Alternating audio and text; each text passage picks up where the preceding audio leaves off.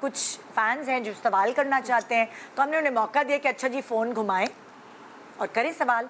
तो देखते हैं कि किसके लिए क्या सवाल आया है। हेलो, हेलो, अस्सलाम वालेकुम। आवाज़ आ रही है? ज़ोर से, थोड़ा ज़ोर से बोलिएगा। हेलो, अस्सलाम वालेकुम। जी वालेकुम अस्सलाम। जी कैसे कहिए। हैं आप लोग? बिल्कुल ठीक। क्या सवाल करेंगे आप नादिया से? अच्छा। नादिया, सबसे पहले तो आप बहुत बहिम्मत खातून हैं और काफ़ी लोगों की इंस्पिरेशन भी हैं। मैं तो हर छोटी बात पे हार मान जाती हूँ और घबरा जाती हूँ भाई। मुझे ये बताएं आप कि आपके टफ दौर में और जब आप बीमार थी तब आप कितनी चिड़चिड़ी हुई थी और आपका गुस्सा कितना बढ़ गया था? ओके जी, अभी आप ऑन स्क्रीन सुनेंगे जवाब। कितनी चिड़चिड़ी हुई थी और आपके गुस्से में के जो इमोशन है उसमें कितना इजाफा हुआ? बीमारी के दौरान मेरे ख्याल में हो गई थी चिड़चिड़ी में, मज़ीद बहुत हो गई थी। और यकीनन जज्बात में भी उतार चढ़ाव आया होगा। मुझे इतना याद नहीं है, मुझे ना कीमो आपको फॉग याद बहुत है? है। Did I get, was I very temperamental and angry during the treatment? No. No, नहीं, I can't. I think you were more in a daze. जो मुझे याद आ रहा है ना, आपके साथ मुझे sadness बहुत हुई थी। आपको इमोशनल एक धचका पड़ा हुआ था, आई थिंक।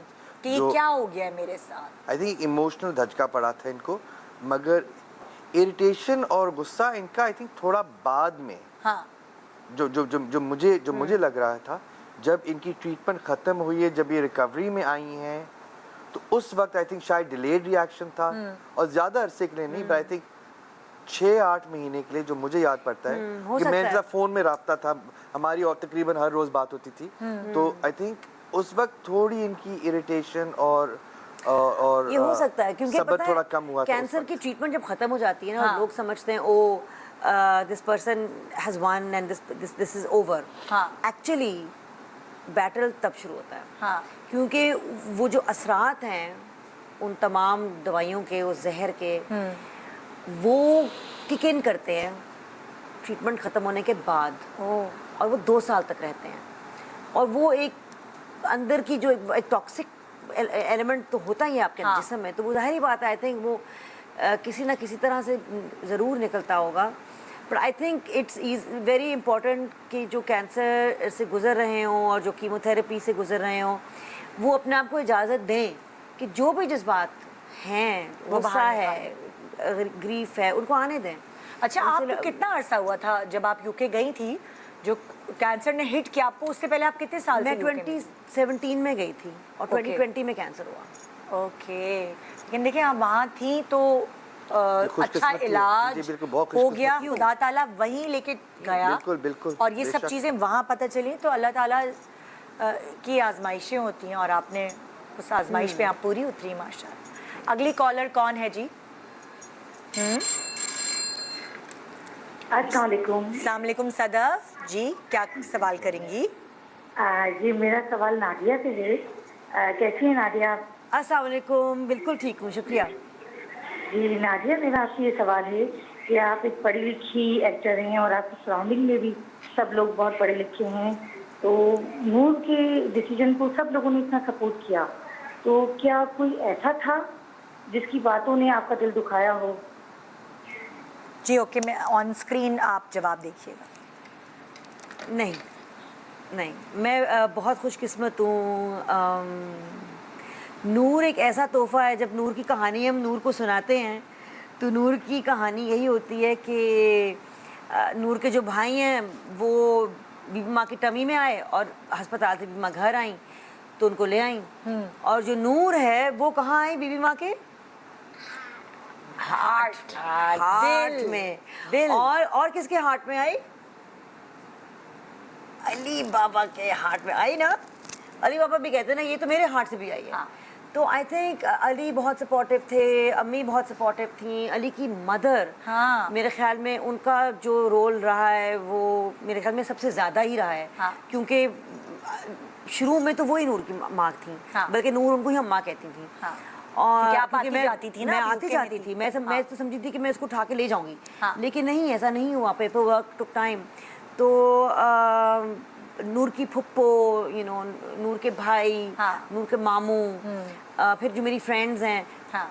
बहुत बड़ा सपोर्ट सिस्टम है नूर का, हाँ। बहुत बड़ा। और नूर प्यार खींचती है जहाँ भी वो जाती है।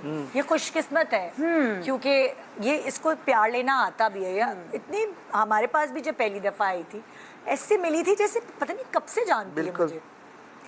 तो ये, और दूसरी बात ये मेरे ख्याल में मैं नूर के आने तक और अब मज़ीद रोज़ाना ऐसी एक इंसान बनती जा रही हूँ कि लोगों के कहने ना कहने से अब मेरा नहीं, मतलब बहुत कम असर पड़ता है। हाँ। हमेशा से ही कम असर पड़ता था मेरा।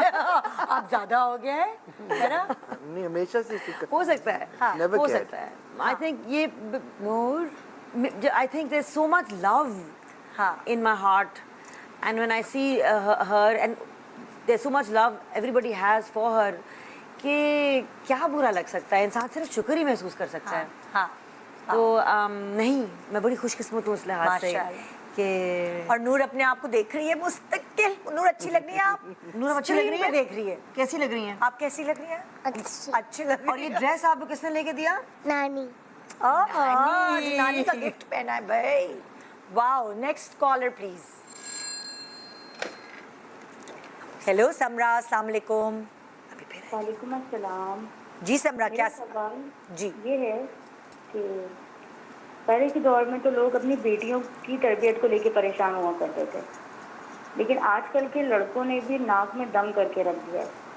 मेरा बेटा है, उसको लेके मैं बेइंतहा परेशान हूँ कि कहीं वो गलत हाथों में ना पड़ जाए, गलत चीज़ों में ना पड़ जाए। तो मुझे नादिया आप ये बताएं कि आपके माशाल्लाह 2 बेटे हैं, आप उनकी लुक आफ्टर कैसे करती हैं, उनकी तरबियत कैसे कर रही हैं? मैं तो बहुत परेशान हूँ। मेरा एक ही बेटा है, उसी ने मेरे जो अच्छे खासे ना दिमाग ख़राब करके रखा हुआ है। अच्छा, ऑन स्क्रीन जवाब सुनो। तो इनका सवाल ये है, आप देखें आज के दौर में बहुत मुश्किल है बच्चों पे नज़र रखना। जिस ज़माने में हम लोग टीनेज में थे उस वक्त थोड़ा सा फिर भी कंट्रोल में थे हम लोग, मगर आजकल के बच्चे जो हैं वो गैजेट्स हैं, वो ज़्यादा जानते हैं, तो उन पर नज़र रखना थोड़ा मुश्किल इनको भी हो रहा है। अपने बेटे पे नज़र अभी देखिए नेटफ्लिक्स पे फिल्म आई है एडोलेसेंस। यस, तो बहुत डरावना वक्त है क्योंकि हाँ। हमें पता नहीं होता, हमें लगता है कि बच्चा महफूज है, कमरे में है, हाँ। लेकिन कंप्यूटर के ज़रिए वो किन किन चीज़ों से एक्सपोज होते हैं हमें नहीं पता चलता। मेरे ख्याल में बहुत ज़रूरी है कि एक तो जो चीज़ें मैंने बहुत गलतियाँ की अपने बेटों के साथ और मैंने अपने गलतियों से सीखा भी, और एक ये मैंने सीखा कि एहतराम से पेश आऊँ, एहतराम से, क्योंकि ये बच्चे जो हैं बहुत जल्दी इंडिपेंडेंट हो रहे हैं और ख़ुद एतमादी इनमें है, तो इनके साथ मैं एहतराम से पेश आऊँगी तो वो एहतराम करना सीखेंगे। और इर्द गिर्द में जिस किसी से भी बात करूँ कोशिश करूँ मैं एहतराम से बात करूँ, क्योंकि एहतराम उनको मेरे से आएगा। क्योंकि आपको पता नहीं चलता, आप ज़बानी कह रहे होते हैं और अगर आप इधर उधर थोड़ा चिल्ला के या चीख के बात करें तो बच्चे वही जज बिल्कुल। दूसरी चीज़ ये बाउंड्रीज जो हैं वो फर्म होनी चाहिए। आप अगर आपकी औलाद कोई बाउंड्री क्रॉस करे या कोई ऐसी चीज़ करे जो आपको लगता है कि उनके लिए नुकसानदेह है, हाँ। तो उस हाल में आप एक बाउंड्री सेट करें और वो सेट करें ना डर होके। हाँ। आपका ये काम नहीं है कि आपका बच्चा आपको लाइक करे या पसंद करे या आपको वैलिडेशन दे। आपका काम ये है कि आप अपने बच्चे को महफूज रखें। तो उस वक्त you have to set boundaries, whether you like it or not, whether they throw tantrums or not, with respect. अच्छा, आप खुद Carry एक them फ्री through. स्पिरिट थी, जैसे कि इन्होंने इतनी सख्ती नहीं की, सो अब एक शख्स खुद सख्ती में नहीं रह सका तो क्या वो अपने बच्चों पे सख्ती कर पाई? तो मैं भी सख्ती के कायल नहीं हूँ। हाँ। सख्ती क्या हूँ, क्यों तो करनी है सख्ती के बगैर कैसे डिसिप्लिन? लेकिन ये है कि आप जहाँ आपको लगता है कि वो मिस्टेक्स कर रहे हैं, एहतराम के साथ अपनी बाउंड्री सेट करें। हाँ।